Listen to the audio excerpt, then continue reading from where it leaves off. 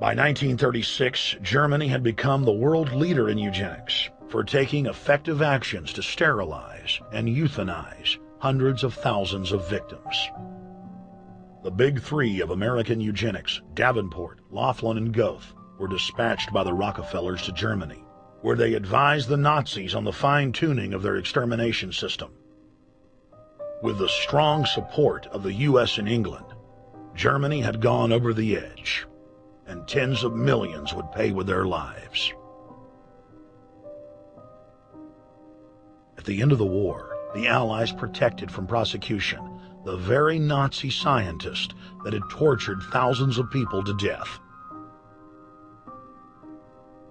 The Nazi brand of eugenics had embarrassed the elites, but they had no intention of stopping their plans. The Allies literally fought with each other over who would get top Nazi eugenicist. It didn't matter if the SS doctors had tortured tens of thousands to death. They were free to go. The Angel of Death, Joseph Mengele, and his boss, Ottmar von Verscher, were not prosecuted, and von Verscher even continued his work in Germany after the war. Eugenicists were angry that their great work had been exposed. They then scrambled to camouflage their agenda. Eugenics Quarterly became Social Biology. The American Birth Control League became Planned Parenthood. New terms like transhumanism, population control, sustainability, conservation, and environmentalism replaced racial hygiene and social Darwinism. Many eugenicists of the previous period engaged in what they called crypto-eugenics. Purposefully taking their eugenics beliefs underground, they became highly respected anthropologists, biologists, and geneticists in the post-war world.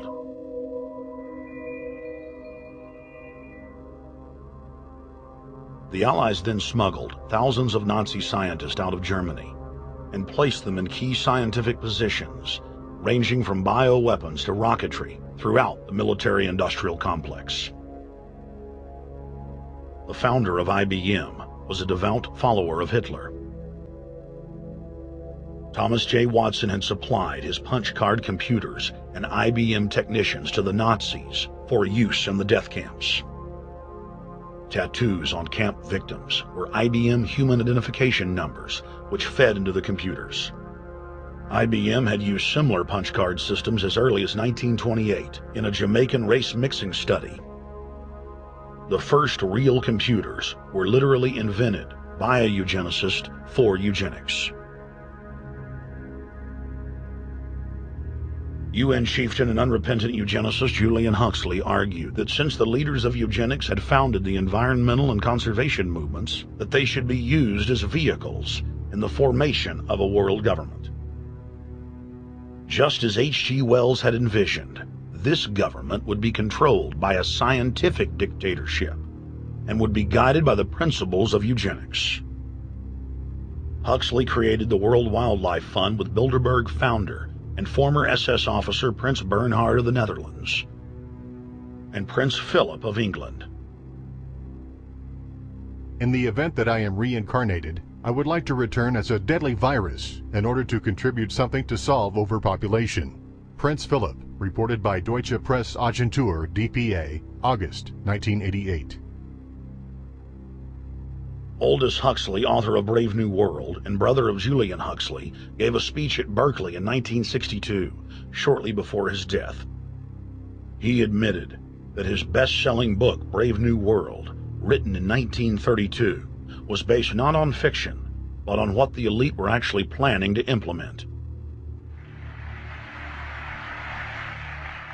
And here I would like briefly to compare the parable of Brave New World with another parable which was put forth more recently in George Orwell's book 1984.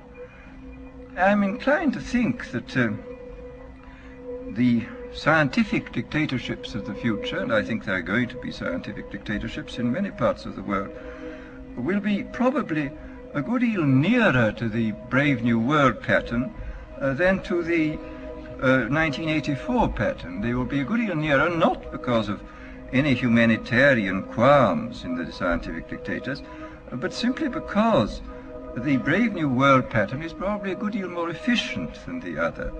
That if you can get people to consent to the state of affairs in which they are living, the state of servitude, the state of being, well, it seems to me that the nature of the ultimate revolution with which we are now faced is precisely this, that we are in process of developing a whole series of techniques which will enable the controlling oligarchy, who have always existed and presumably always will exist, to get people actually to love their servitude.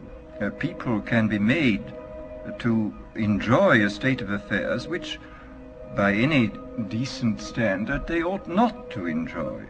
And these methods, I think, are a real refinement on the older methods of terror, because they combine methods of terror with methods of acceptance. But then there are various other methods which one can think of. There is, for example, the pharmacological method. This was one of the things I talked about in Brave New World. And the result would be that, I mean, you can imagine a euphoric which would make people thoroughly happy even in the most abominable circumstances. I mean, these things are possible.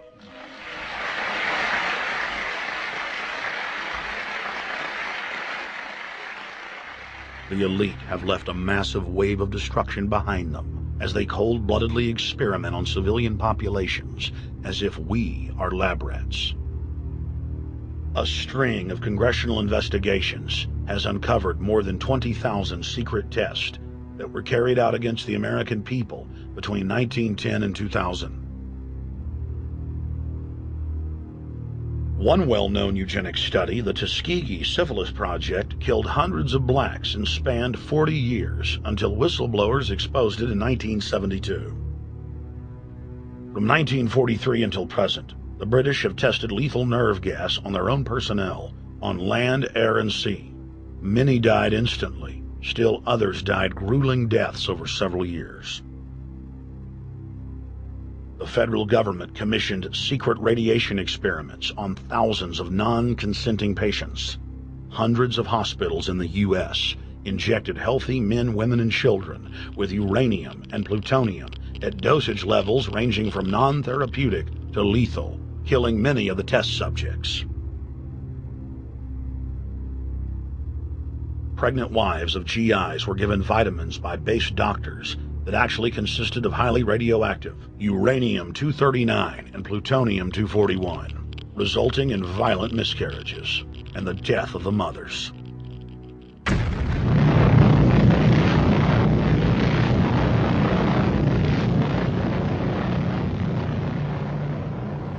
Soldiers, sailors, and Marines were used as guinea pigs in hundreds of atomic and hydrogen bomb tests.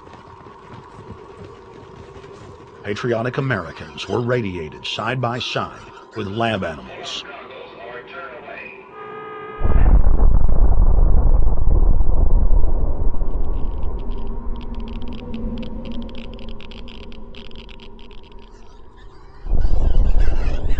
Pilots were forced to repeatedly fly through mushroom clouds of DNA-destroying radiation.